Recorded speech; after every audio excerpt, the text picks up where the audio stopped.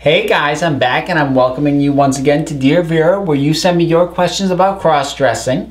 And now, today's question actually is two questions, but they're similar enough in terms of how they're related that I'll just do them in one go. Dear Vera, I just have two quick questions.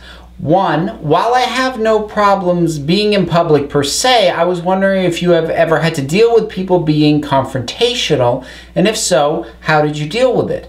Two, do you think being in a large group of friends stops or reduces the amount of people confronting you about what you're wearing?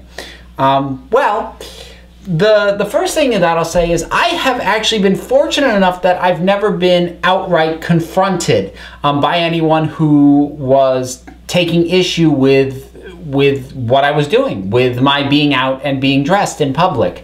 So I'm very fortunate in that way. And I would say that logically, being in a group is probably going to be a good deterrent to a lot of people who might otherwise target you for confrontation or bullying or what have you. I actually almost never go out in a group. I generally have gone out solo. It's not that I don't like going out with groups. It just hasn't shaken out that way. That usually when I'm going out, for the most of the time, I am by myself.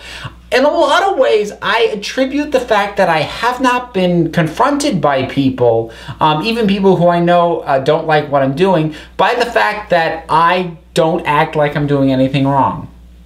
When I walk down the street, or if I'm on a subway, or if I'm driving in my car, or if I'm doing whatever, I act like what I'm doing is completely normal, and on top of that, that I'm having a good day. So I'm just walking, I'm strutting, I'm smiling, I'm exuding a confidence that tends to deter people who might otherwise go after me, because generally bullies, they want a victim. They want someone that they can push around. And if you exude a level of confidence in what you're doing, I'm not going to say that's a guarantee that they won't say anything, but it's less likely that they're going to feel it's worth the effort to target you, because they want someone who looks like they're gonna fold, who looks like they can be pushed around. So if you're walking around a bit more timid, a bit more shy about what you're doing, that is gonna make you a bit more of an inviting target. And that's something that I just have never